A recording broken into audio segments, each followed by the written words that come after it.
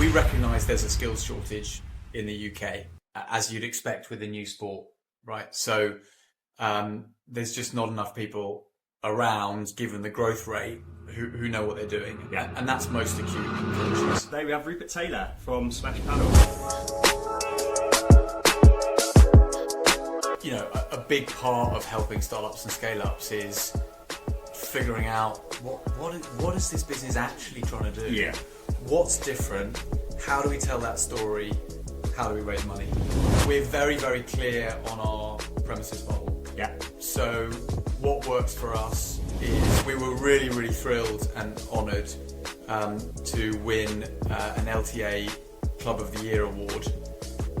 It's a county-based award, but what was really satisfying is that obviously the LTA being the governing body of tennis, those awards have always gone to tennis operators, and so this is the first time a paddle operator has been recognised in that way.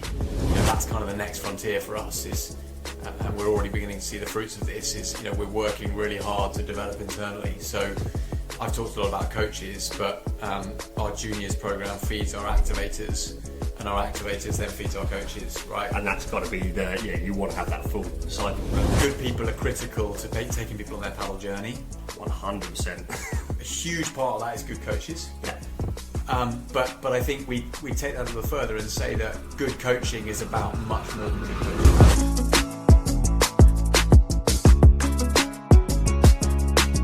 Welcome to the Padel Directory Podcast.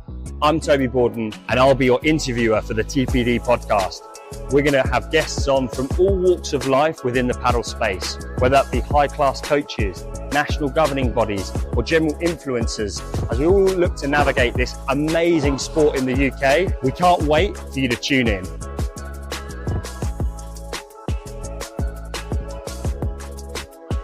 Welcome back, viewers and listeners. So super excited to host another episode of the TPD, the Padel Directory Podcast.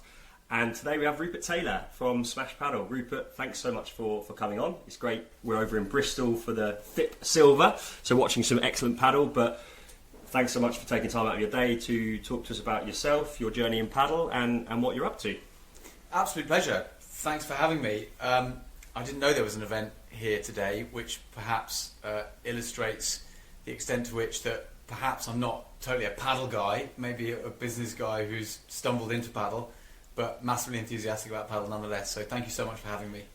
Pleasure. As I said, really excited to delve into how you got into the sport and why you got into sport, and like as you mentioned, from a business background, and really kind of the journey that you're on. And obviously we're all super excited about the path that paddle is on in the UK, and we want to see how kind of Smash Padel are navigating it, because there's some super exciting topics we're covering today, particularly around junior program development and also the teams involved in your organisation.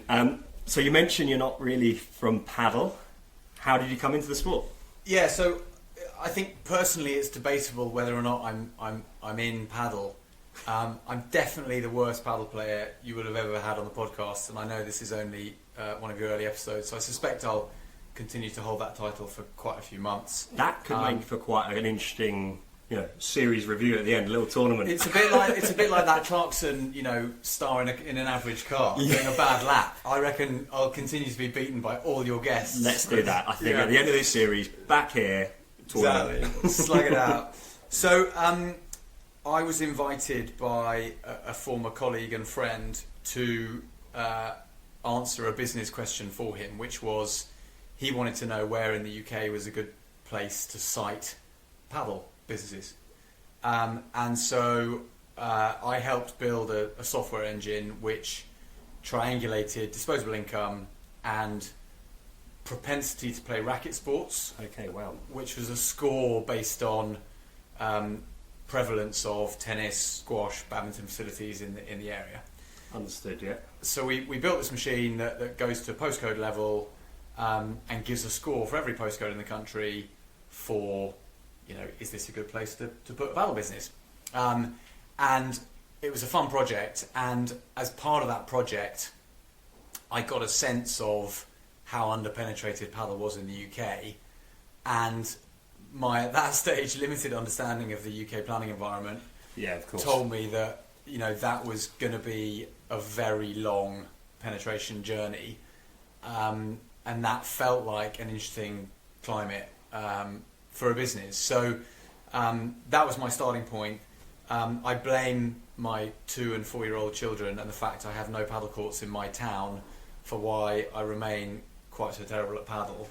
But yeah, I very much came at this because I thought it was a really interesting business prospect, and the kind of paddle and coaching and participation stuff I've learned and embraced along the way. No, it's super interesting. So the piece that you did of that software, was that commissioned by a paddle company to do, or? Yeah, sorry. So that was commissioned by Smash Padel. Okay, amazing. Yeah. And so I then thought, this is interesting. Please, can I be your finance director? And then, the way the wheels turn mysteriously, I've ended up being the chief exec. So I think I've been involved in the business for getting on for 3 years. Kind of became finance director 2.5 years ago, and then became chief exec last March. Okay, amazing. Yeah, I was going to ask, what's your sort of your timeline and journey? So you've actually been with Smash for quite some time now, and now obviously the roles have developed. That's really interesting. And your professional background prior to that is in finance, or? Yeah, so I did 14 years in finance, and then 10 odd years building and scaling various businesses, but more in media, financial data, renewable energy. So all really interesting businesses. But again, nothing on the sports front. So quite separate maybe from sports, but presumably you're able to turn your hand, and the business acumen that you have has lent itself to Smash Padel and how you've tried to set up that business. Have you brought a lot of kind of experience from that side? Because I hope so. I mean, I was consulting for startups and scale-ups when I took that little job for Smash, building the software engine. And a big part of helping startups and scale-ups is figuring out what is this business actually trying to do? Yeah. What's different? How do we tell that story? How do we raise money? Yeah. Okay. Yeah. It's those journeys, isn't it? And it's that trial and error process. So that was kind of the skill set that I'd established, I suppose. And I feel actually really fortunate that I stumbled into this space where I could apply those skills in a really interesting, exciting market. And it is pretty exciting. Yeah, and fast moving and ever changing. So that's super interesting. So in terms of Smash now, if you want to tell kind of the viewers and listeners a little bit about the business, how many sites you have, how many courts at each site, and just a general flavour of where you guys are, and maybe a little bit on what your plans are going forward as well. Sure. So we have 3 sites: Bicester, Oxford, and Whitstable. We open Mid Sussex in about 2 weeks, certainly this month. Oh, great. And then we open Cardiff in June. So that'll be 5. We're very, very clear on our premises model. Yeah. So what works for us is we find an outdoor site, and then we put ourselves through the pain and misery of the planning system to get planning permission to weather protect the site with canopies. Yeah. And that's really, really central to what we do, because we differentiate ourselves by heavily staffing our sites. Okay, yeah, that's really interesting. And to us, that works best where we've created some value by finding an outdoor site, i.e. paying a relatively sensible rent. Mm-hmm. Then that allows us the headroom to really go for it on staff and people. Okay, amazing. And the sites you've mentioned, how many courts are they? And maybe some of the newer sites that are opening, will they be similar number? Yeah, so Bicester is 5, 3 covered, 2 uncovered. Oxford is 3, all uncovered, but very hopeful. We're imminently about to get planning. I was going to say planning. Canopies on top. yeah, fingers crossed. Yeah, I think it's just a technicality that we haven't got permission there yet, but it seems to have been signed off. Whitstable, 3 courts all covered. Mid Sussex, 3 courts covered.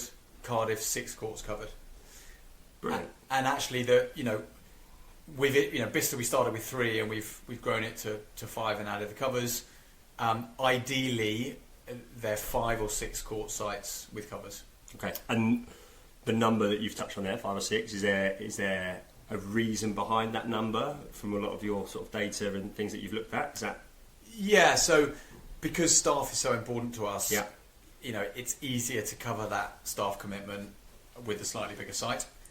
And we also think there's a bit of a sweet spot in terms of organising effective tournaments, hosting school classes, hosting SMEs. Particularly with schools, it's an easy way to think about it. If you can't get all the kids on court, it's quite tricky. It's a bit frustrating, right? Exactly. You'll know as a coach. Yeah. So that's our sweet spot. Okay, perfect. And in terms of, you've mentioned it a few times in reference to kind of your staffing and how important people are. Can you talk about that and kind of how each site, how is that kind of manned in terms of staff? Yeah, so, we recognise there's a skills shortage in the UK, as you'd expect with a new sport, right? So there's just not enough people around, given the growth rate, who know what they're doing. Yeah. And that's most acute in coaches.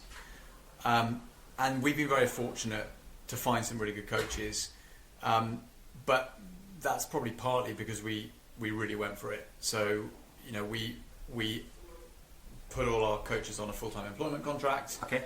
And we invest aggressively in their future. So, we put them on all the LTA pathways in terms of, coach development, qualifications, also CPD. Yeah.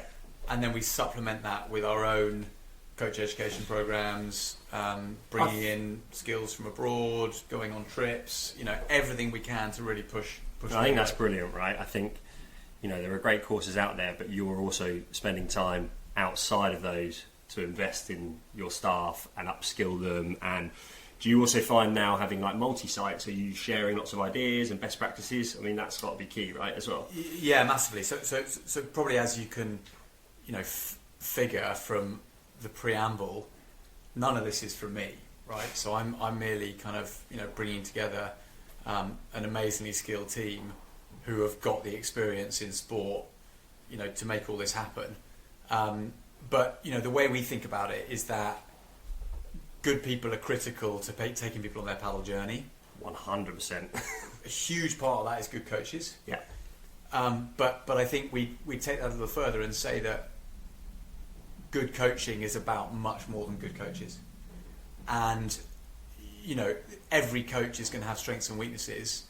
But what is hard generally for a coach is a lot of the off-court stuff. Yeah. So programming, scheduling, that is not necessarily going to come as naturally. It's not for everyone, is it? You're going to have some coaches that just love being on court and only want to be on court, and you have other coaches that actually do want to learn a bit more about it. But if you can kind of blend the two, it's super important, especially in paddle. And I think the way you try and blend it is, you hire the best coaches you can, and then you provide that support to make them able to be even better, right? So if they're not so good at scheduling and programming, you put in place the infrastructure to kind of help them learn and pick all that up. It's like being on a paddle court, you've got to work on strengths and weaknesses exactly. for the players. You've got to work on the strengths and weaknesses of your teams and your coaches. And I think it's so inspiring, certainly from the outside looking in at your business, at how much time and effort you are spending with the teams. And it's critical. I'm a massive believer that the first time that person comes in to your paddle venue, first 5-10 minutes are make or break. So all of your staff singing off the same hymn sheet sounds great. Yeah, and actually it's worth saying, that's not just about coaching. Absolutely. Right? So we're very conscious that, paddle's easy to pick up, and most people who come off paddle court have fun, and they would do it again if the opportunity presented itself. But that's not the same as them being certain this is their new sport and being properly hooked and making a commitment every Tuesday at 6 o'clock from here till next winter, right? And achieving that transition is about good coaching, it's about excellent front of house staff, it's about having the right programming to offer them, so that you capture that enthusiasm when they come off the court for the first time and turn it into a kind of lifelong habit. Definitely. I was talking sort of about programming.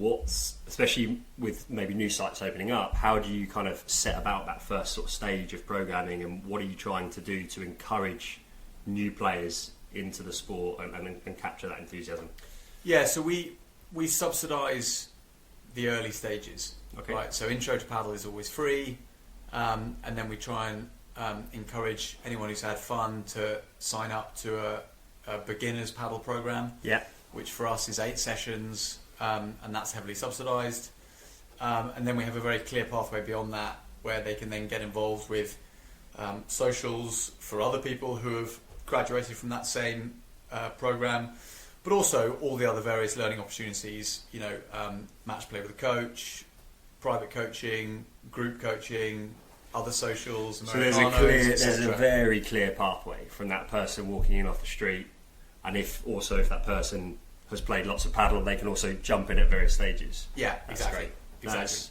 It's very comprehensive, and we'll touch on it more later in the show, but you've heavily invested in the juniors. Obviously it's key. I'm a very strong believer it's key for the future of the sport, but what's been the reason for you as a business to do that? What's the kind of the main driving force? Because it's everywhere I kind of look at, you are being talked about as the business within the UK that's doing the most for juniors. So I'd love to touch on that.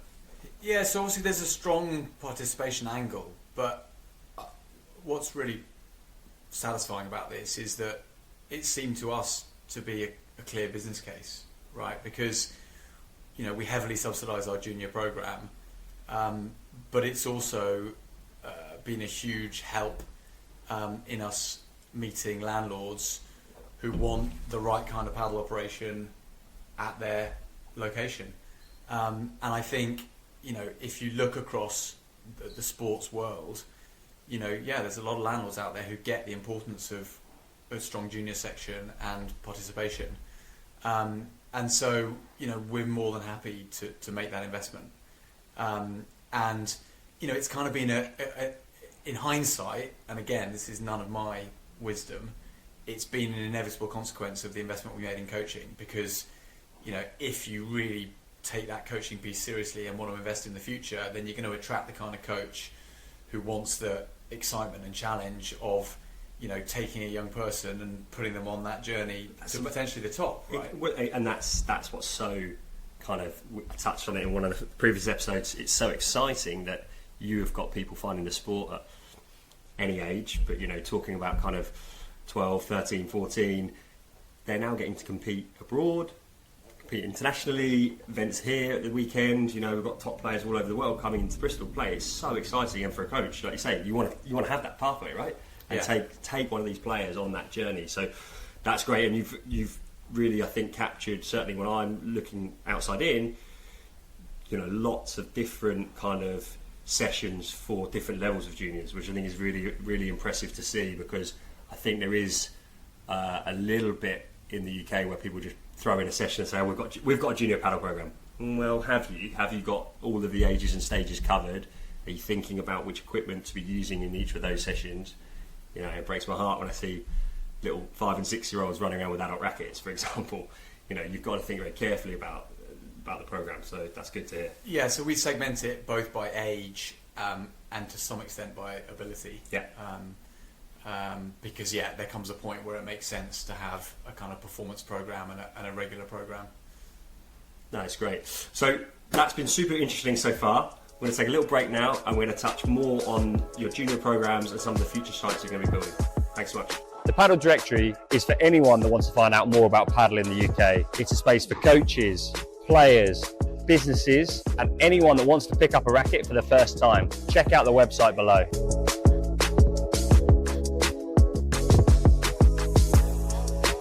So, welcome back to the second half of the TPD podcast. Rupert, super interesting discussion, and off air we were having some, we didn't stop talking actually about paddle and paddle in the UK and all the goings on, and it's obviously, as we know, a fantastic space to be working in, and I can sense how passionate you are about the sport, even though you've not necessarily come from it, which is really interesting. Actually, out of interest, any other sports have you kind of...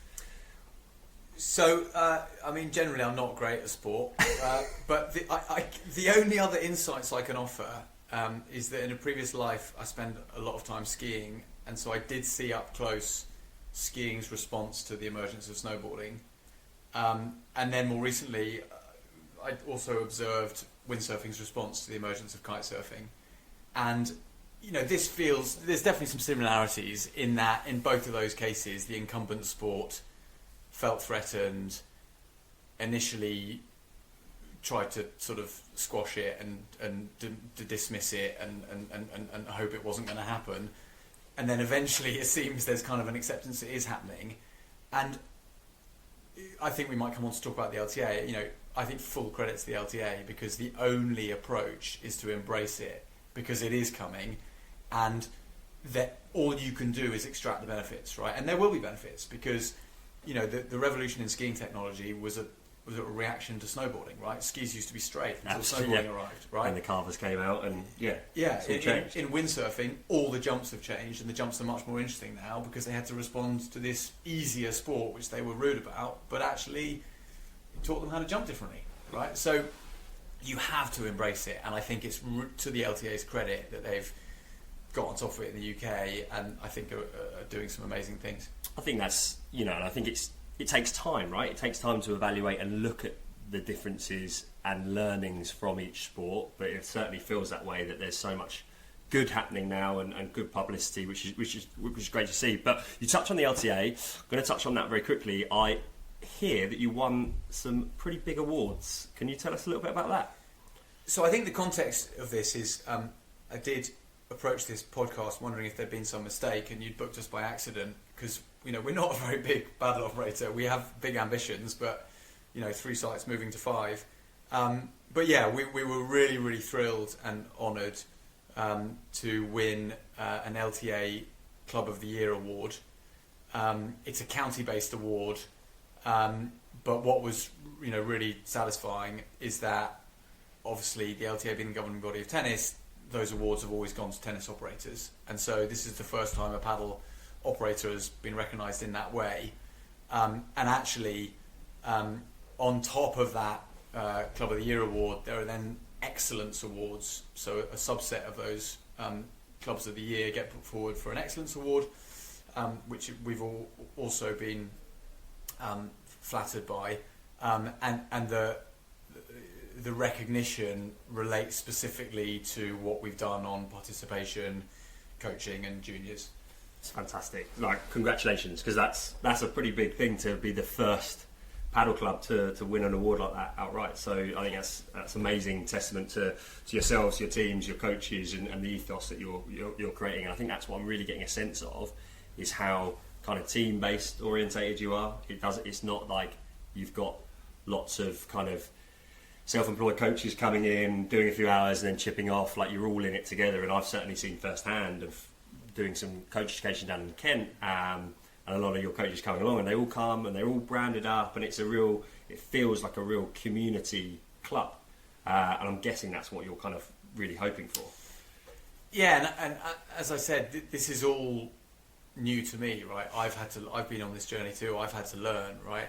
And I thought that coaching was just about good coaches, right? And I didn't understand that you have to create the culture around it, you have to create the infrastructure to support it, and there's so much more than just the on-court stuff, right? So we're really working on the off-court stuff, we're really working on the coach education, we're really keen to embrace other cultures. So we have coaches come over from Spain to visit us, we send our coaches over to Spain.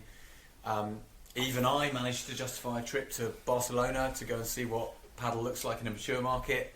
But that's so key to the whole kind of ecosystem of paddle, which is like, we need to all look at other people and learn from other people, right? Whether it be coaching, whether it be club development, equipment. It's really important to look at other markets, but also know that the UK is, we touched on earlier, planning being quite an interesting beast. But it's, on the participation side, it's really important. We've only been going in the UK not that long, so getting coaches exposed to other programs means that they can just pick off best practice and also improve potentially as well.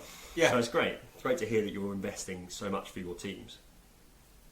Yeah, no, and it's understandable that this is a challenge for the industry, right? It's brand new, and the capacity just can't respond to the demand, right? So, that's the challenge is coach creation. And so we're, that's kind of the next frontier for us, is and we're already beginning to see the fruits of this, is, you know, we're working really hard to develop internally. So I've talked a lot about coaches, but our juniors program feeds our activators, and our activators then feeds our coaches, right? And that's got to be you want to have that full cycle, right? Of the players coming through the development program or performance, whether it may be, into then activators, into then coaches, and that's so refreshing and exciting to hear. Certainly for someone that's been based in coaching for so long, now to see paddle operators, you know, thinking this way, because it does feel that a lot maybe find the coaching piece challenging, and as a result they don't invest enough in it. So kudos to you guys. It's exciting. Yeah, and we've been really lucky, you know, because we've found some really interesting people who potentially are from a slightly less conventional background. So we really strongly believe in evidence-led coaching, and you know, we've been blown away by some of the enthusiasm behind that, and actually some of the data we've now been able to collect. So sorry to interject, when you talk about sort of evidence-based coaching, what do you sort of mean? To maybe explain to the viewers and listeners exactly, if we delve into that a bit closer. So my favourite illustration is one of our team came back from a futures event in Belgium or the Netherlands, and challenged an industry figure. Not challenge is not the right tone. Ask an industry figure what proportion of returns of serve he would have thought would have been lobs at that level. Okay. Maybe I'm. Oh, I know. I feel like, oh my gosh, you're going to put me on the spot. So this here. is like, I think it was like under 14s or maybe under 16s boys. What proportion of returns of serves would be lobs? Wow, that's actually quite. You're putting me on the spot here. I would say 60%. Wow. So the industry figure who is a very good friend of ours, and we have huge respect for, his number was 50%. Okay. And our number was 15%. Yeah. And the logic was basically that already at that level, you know, their overheads are so good that they are just keeping it low. Yeah. And so if you're returning serve and lobbing, it's coming back with interest. Yeah. And it's kind of that kind of approach where, particularly if we're going to take, you know, young British paddle players to this, you know, mature world where they're playing against young people who've grown up with paddle, we feel like we've got to arm them with something to give them half a chance. Yeah, right? it's so true, and it's taking that, isn't it, and taking that evidence as you're touching on, and actually, you know, I'm going to hang my head in shame that I didn't know the answer, but you know, I think it's super important. We don't see it enough in the UK, and the levels here compared to some of the more advanced nations, you know, are quite different. So we have to kind of maybe reset thinking and approach on it. So that's actually, I've learned something today. Thanks. Yeah, well, you and me both. Don't you worry, I wouldn't have got it either. But yeah, and I think in the UK context, it's just so exciting, isn't it? In terms of just getting young people active, right? It's clearly a massive priority for the country for so many reasons, and you know, paddle, it is inclusive, right? By its nature, it's easy to pick up. You don't spend all day collecting balls, so it has all the characteristics to be an inclusive sport. But I think, you know, the next few years are about the sport in the UK stepping up to fill in the gaps, right? Because it is by its nature inclusive doesn't mean you're delivering something inclusive. Well, right? that's it's something that we touch on quite a lot, which is it's inclusive to play. Also, there are some barriers, right? So it's super refreshing as well to hear that you are subsidising certain things, because it's not the cheapest of sports.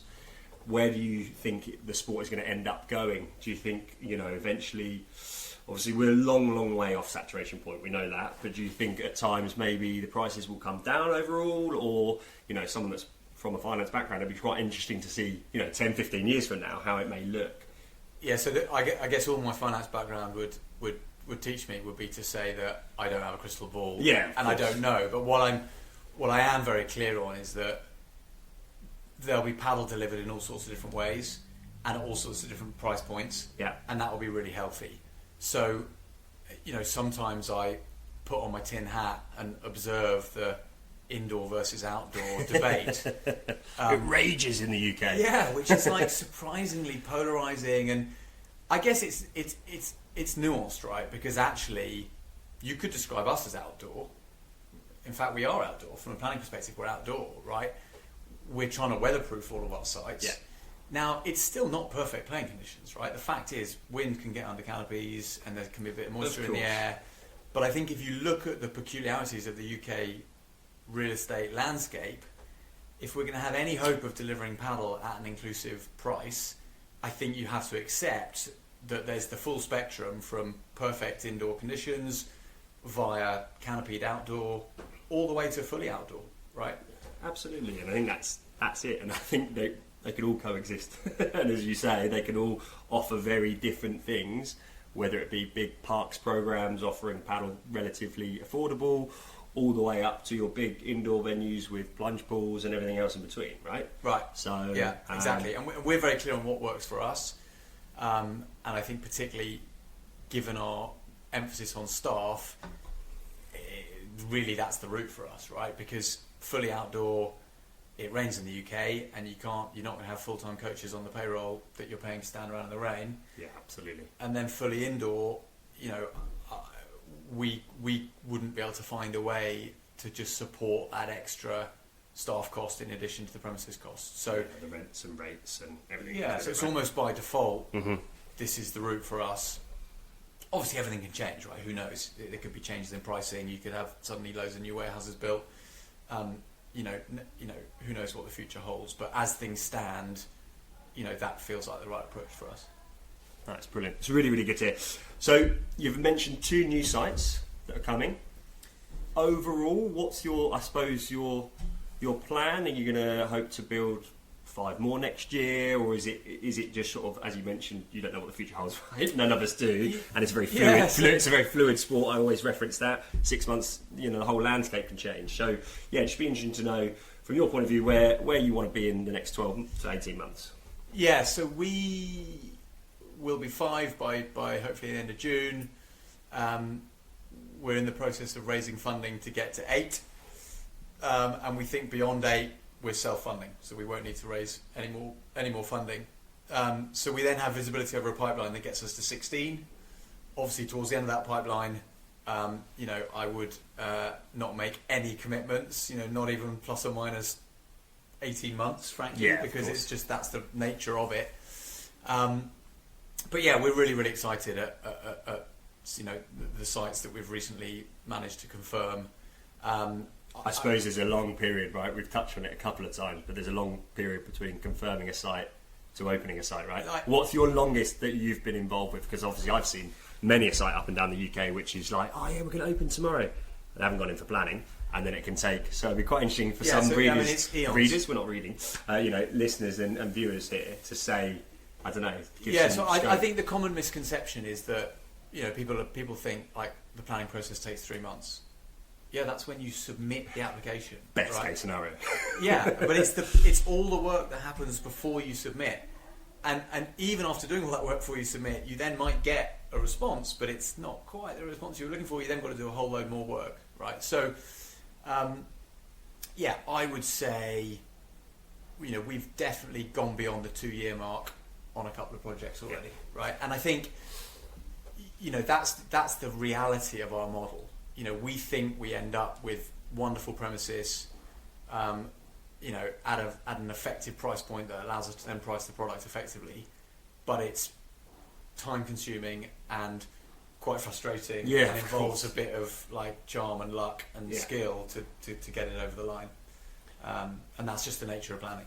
Absolutely, but the sport's not going anywhere, right? I sometimes feel like everyone is in such a rush to open sites up as quickly as possible without maybe thinking of everything that you've touched on. And as I say, I'm first time meeting you today, which is kind of rare in UK paddle. I feel like I know a lot of people, but it's been really, really refreshing to hear the approach that you've got at Smash Padel and where you're heading. So thank you so much for your time today. We have to get on court next time, 100%. Are you sure? And we are definitely putting this in. We were looking for what can we do as a bit of a challenge. I like this idea. all of the guests taking part in a big event. Podcast guest in an averagely priced car. There you go. I think that's what you're looking for, but paddle equivalent. Absolutely. Well, thank you so much for having me. It's been really, really fun, really, really interesting, and yeah, it's great to be here. Thanks so much, Rupert.